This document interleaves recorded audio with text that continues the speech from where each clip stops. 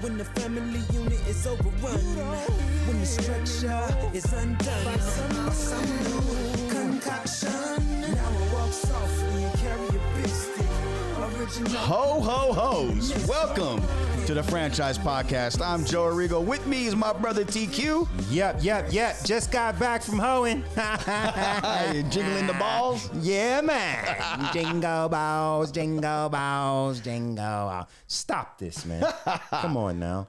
Welcome. What's up, everybody? How y'all doing? Hopefully having a good Christmas or getting ready for Christmas. Wrapping presents, spending money on the spoiled kids or the significant others. Broke as a joke right now, brother. You ain't lying. Boy, they take it out of you this time of year, don't they? Oh, and then everything else. and then like, I want a vacation. Let's go here. What? Oh, man. I mean, hey, it's almost a big day. We doing gumbo this year, bro. Are you? Yes, we doing gumbo this year. My mom gave me the news. I'm very happy about it. I started my diet early. Yeah, yeah. Yeah, normally it's January through my birthday where I go like a madman.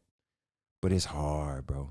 It's hard after January because I'll go out, get drunk, do all of this stuff, and I don't want to do nothing. I don't want to go to the gym first week of January. But this time around, I'm already be in play. I already have my routine going. So when I slack off, I won't slack off too far and I'll be right on. I figured this out last year. I'm on it.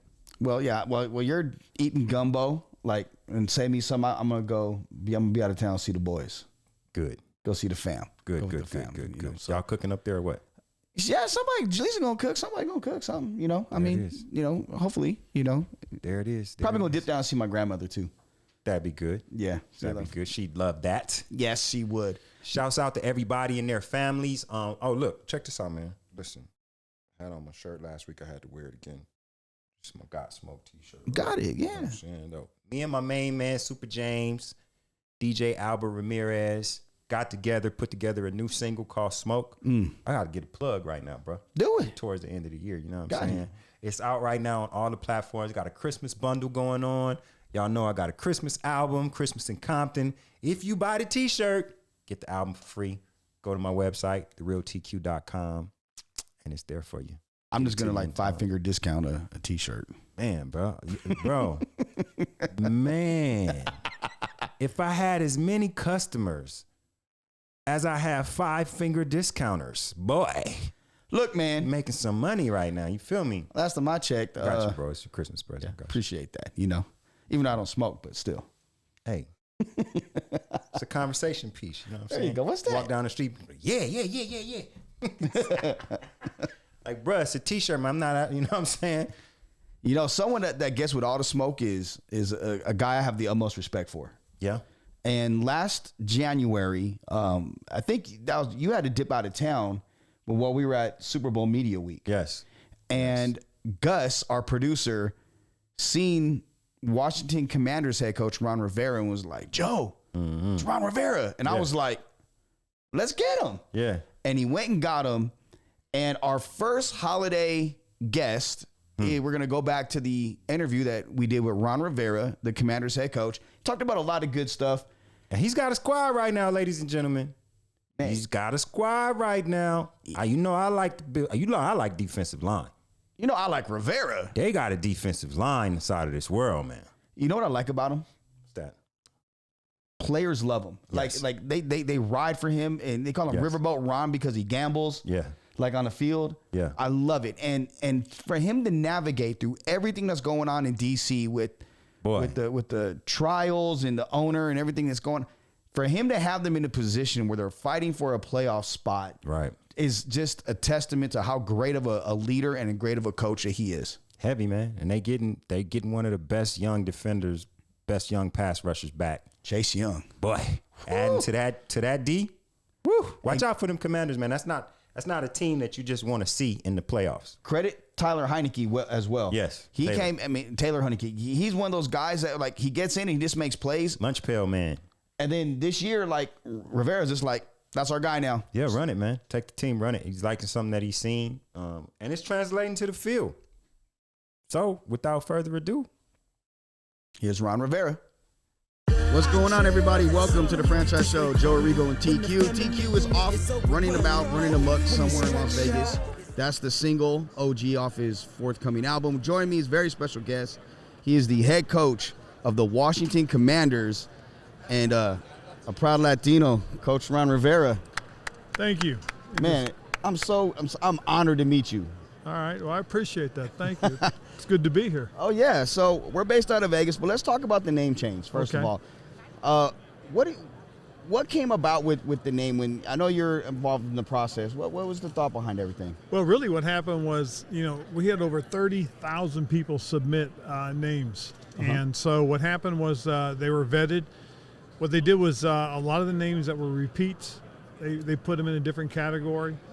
Names that were intriguing, they put in another category, and those that just made no sense, they got rid of. But it was a cool process. They whittled that down to a manageable number. Then they whittled it down a little bit more, and then they got down and got serious with probably about 25. And then they broke that down to really was about the 10 finalists, and then they made their decision. Man, you were a part of, I think, the greatest defensive team in the history of the NFL, the 85 Bears. And I say that as a Packers fan. Wait, you work for the Raiders. You're a Packers fan, but you love the Bears. I'm going to tell you what now. Exactly. Thank you. I don't love the Bears. I'm just saying that defense, I love that defense. Yeah, it was special, because if you go back and you look at that group of guys, there's a lot of Hall of Famers came off that group, and I was fortunate to play with Hall of Famers, Mike Singletary and, Dan Hampton. I mean, those guys are special players, and when you play with guys like that and you get to be part of something really cool, you never forget it. You really don't, and I really don't. I think about it a lot, especially lately, right. with the Super Bowl coming around, and you kind of relive it in your mind.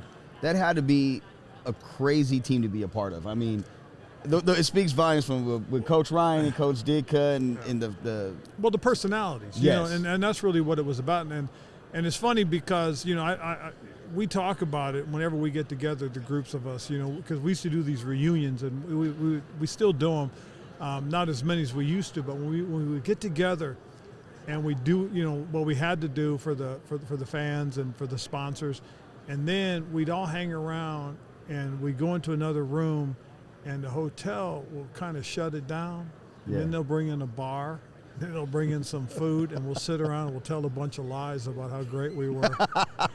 And it would be so cool because, Dan Hampton would be there and Mike Singletary, and you listen to Steve McMichael, and unfortunately Steve's in bad health right now. Oh, I'm sorry to hear that. Yeah, our thoughts and prayers are with him.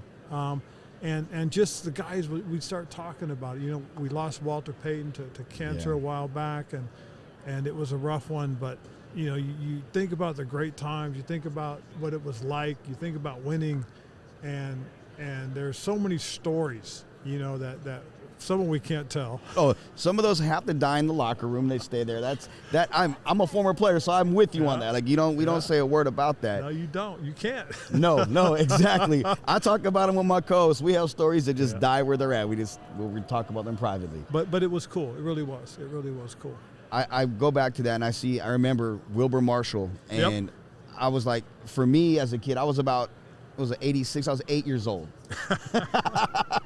So I remember watching, I was like, this guy is like Lawrence Taylor to me. Like it was phenomenal. And then now where you're at now, I mean, you come from Carolina, and again, you go to Washington, thankfully, because I didn't think you got done right. That's just me personally. I'm going to be just upfront with you about that.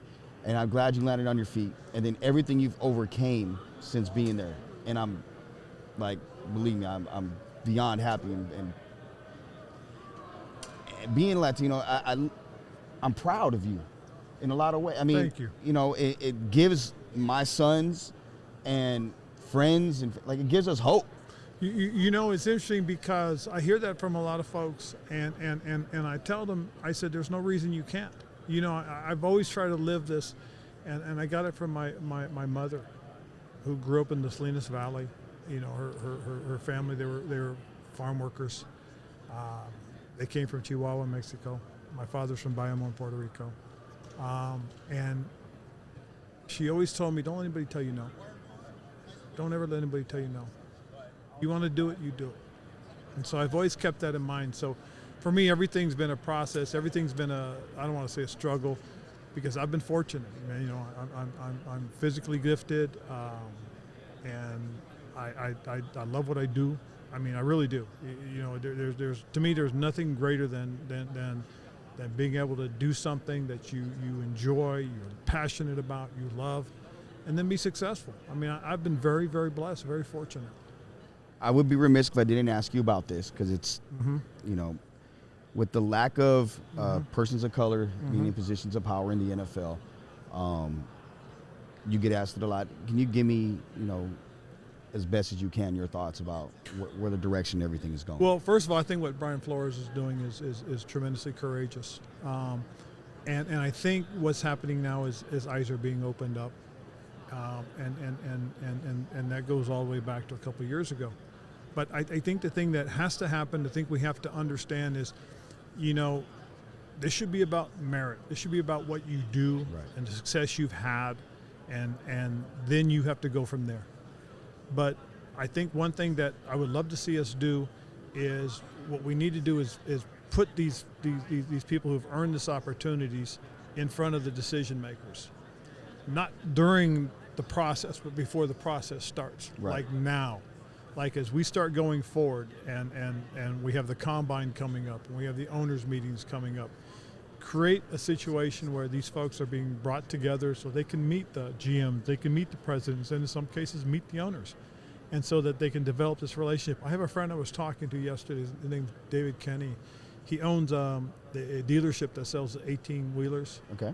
And we were talking about what he tells his salesmen, and is when you come in and you're making a sale, you got to make sure they get to know you, they like you, and they respect you. When that happens, they'll buy from you. And it was a heck of a conversation, because you know, we went back and forth about it, but what he said made so much sense, and we don't look at it that way. We don't look at it that you have to sell yourself, you know, and that, I think, is true, but the only way you can sell yourself is if you get the opportunity to get in front of them.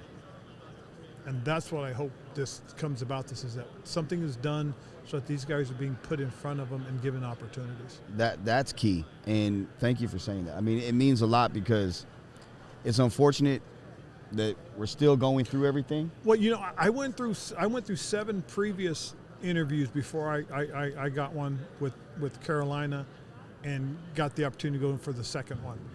But in my time, I look back at my first couple of ones, and it was the first opportunity to sell myself.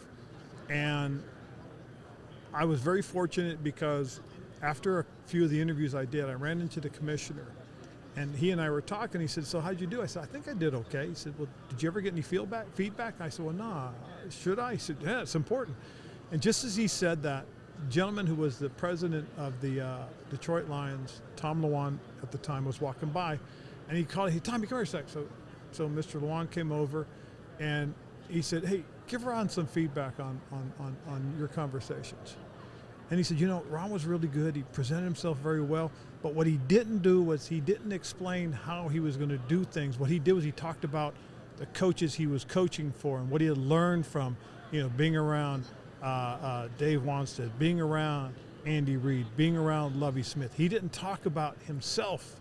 He's got to sell himself." And that's when I realized that. Wow. Yeah, and then, you know, and then afterwards I reached out to the Steelers, and they did the same thing and talked about the things that, and so from that I learned. So then when I did my previous ones, what I did was I learned that when I got there, I had to talk about me and what I was going to do in my plan. Oh, that's great. Last question. Talk about the Commanders, what you have going forward. Okay. I mean, you guys did pretty, you know, it was a step back from the year before, but you guys showed a lot of gumption and guile all year. Well, you know, the hard part for us was we had the whole COVID incident that hit us at the last few weeks of the season. That we really struggled with that. We really did, because we were down 23 players at one point. But, you know, the big key for us is we talked about we want to grow and develop, and we want to build a sustainable winning culture. I think with the new commander's name, we can get away from the past, the bad things that have happened, talk about and honor the history, the proud tradition of winning that Coach Gibbs started, and be able to pick up on that again. So that's our goal, is to get back at it, and hopefully we can get a nice roll going. Well, Coach, thank you for joining me. That's Washington Commanders head coach Ron Rivera. This is the Franchise Show on Franchise Sports Media. That was Washington Commanders head coach Ron Rivera on the man. That day was interesting. Yeah, man. I got up out of there and you did mad work, didn't you, boy? Yes. So then check this out. So Rivera gets on, and then there's like a bunch of people walking around, and Gus sees somebody that, for me, it's on a bucket list for interviews. So I don't get nervous for any interview. Yeah. It doesn't matter to me who it is. I'm going to still be me. Right.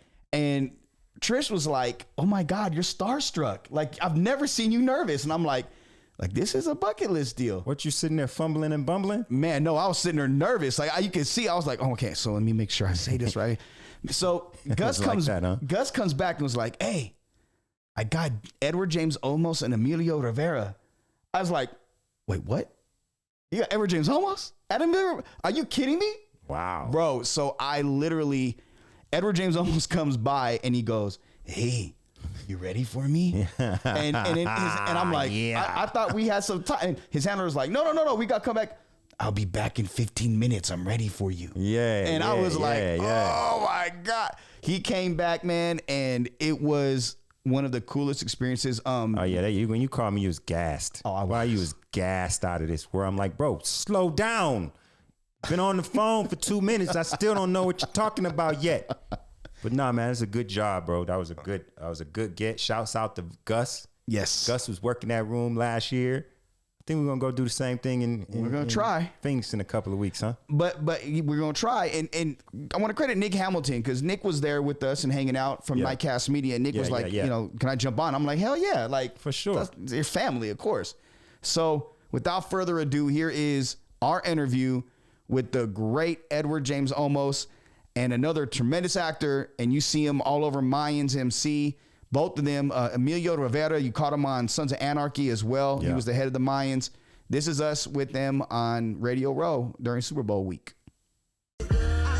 Welcome back to the Franchise Show with Joe Arrigo and TQ, who's back in Vegas, probably right now, sitting at the Dre's Beach Club getting a tan that he don't need.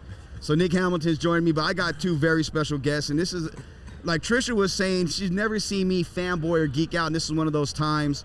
I got two Latino legends in the acting community, man, and Emilio Rivera and Edward James Olmos. Man, thank you for joining me. Thank you for having me, brother. Thank you. Man, so I've been big fans of your work my entire life, Mr. Olmos, and since really, Emilio have a big history of stuff, just in movies and TV shows. I mean, been around a long time, brother. Been blessed, man. Been blessed. You don't look like it.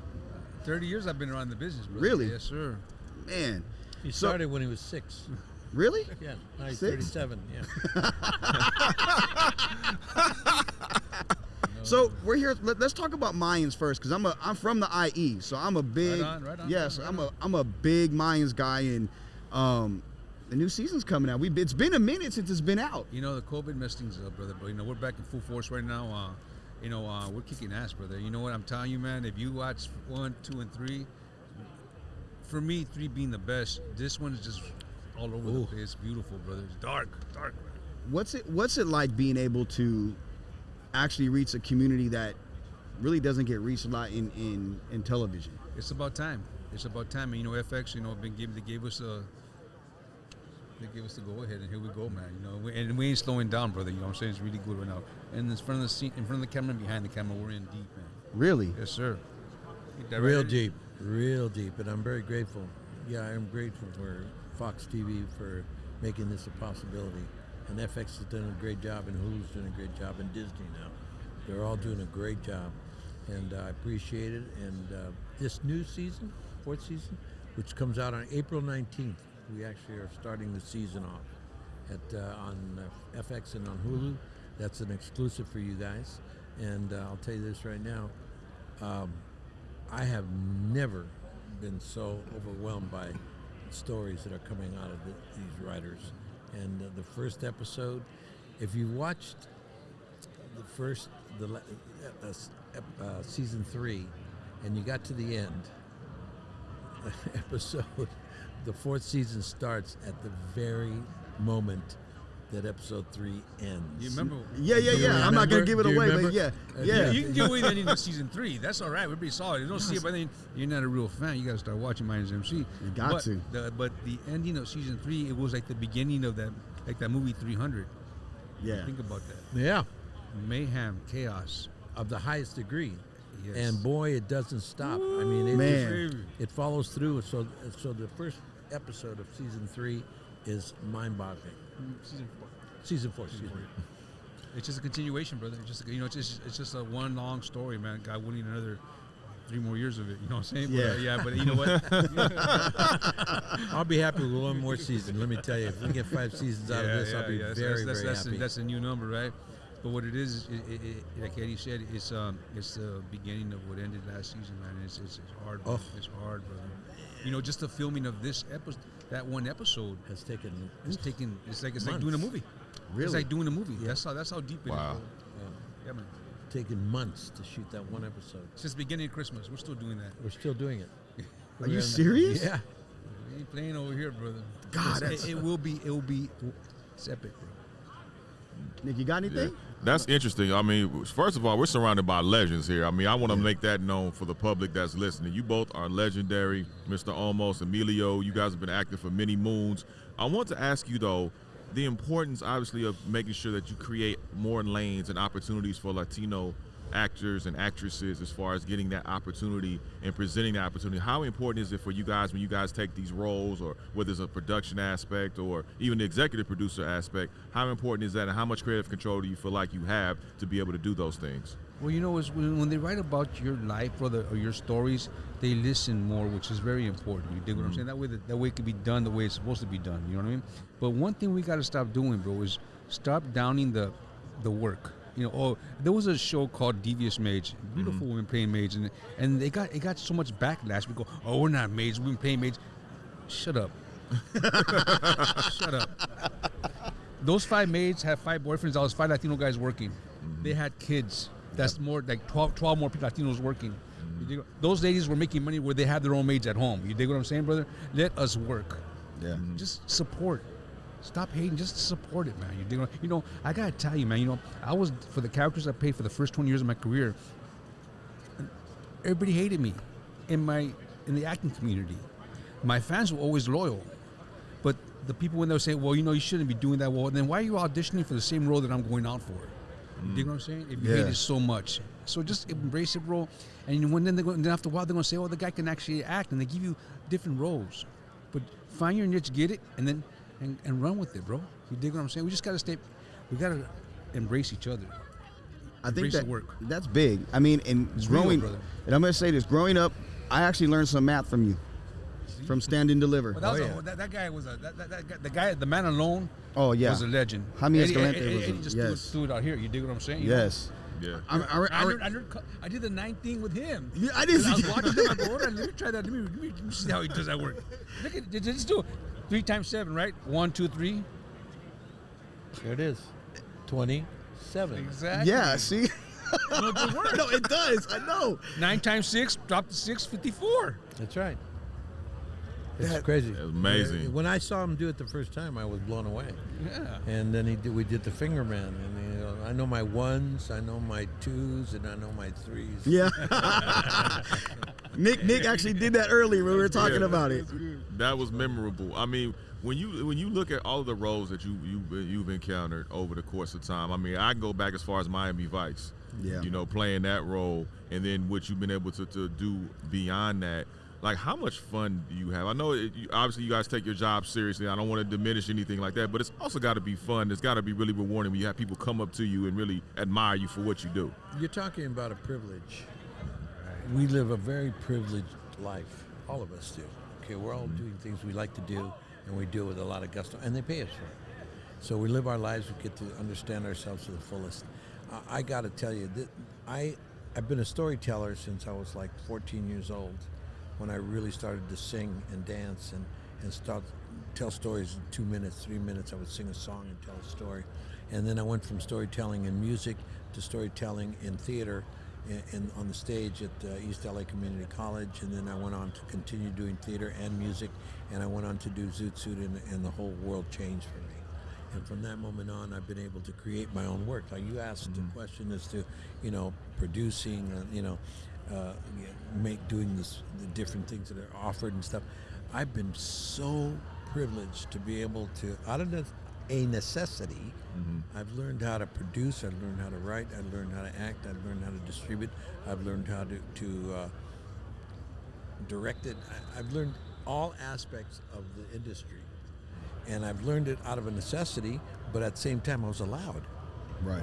And now I am an executive producer. I am a producer. I am a director. I am a editor. I am marketing, promotion.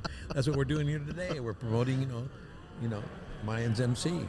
But I got to tell you, I am your worst case nightmare. I'm a nightmare for most people because I'm not naturally gifted. I'm not naturally talented. This was a learned behavior, all of it, including this is what we're doing right here. Right. This is learned. You guys didn't come out of your mother's womb talking on the radio, and doing this kind of stuff and, EQing us up and do that. You learned how to do this, and then you loved it and then moved it forward.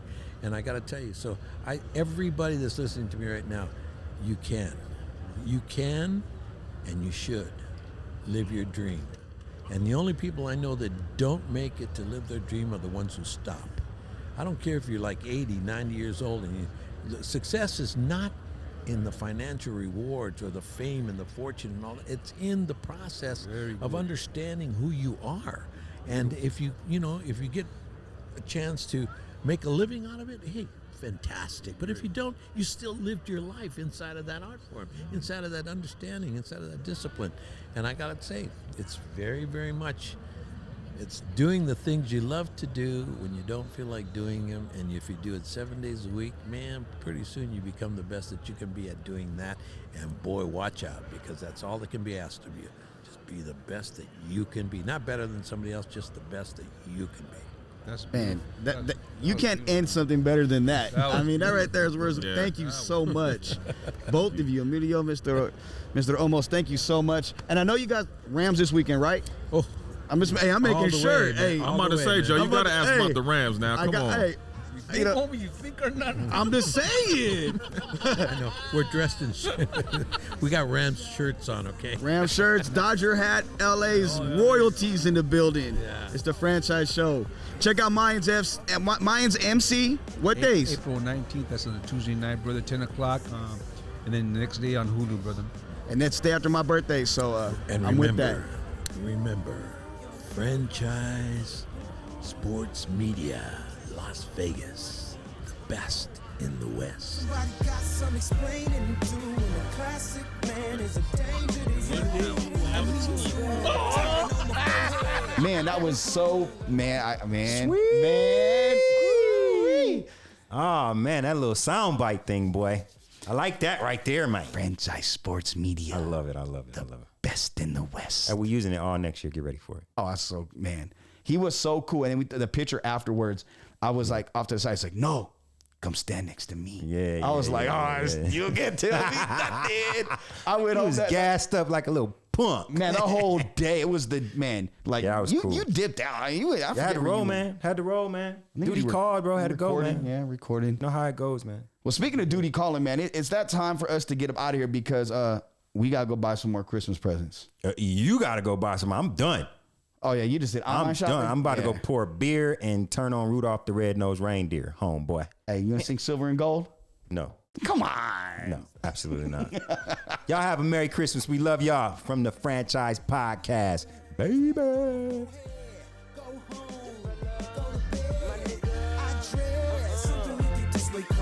When the family unit is overrun, when the structure is undone, some new concoction. Now I walk softly and carry a big stick, original gorilla in the mist. Get a lead in assist. No look dish, no bricks.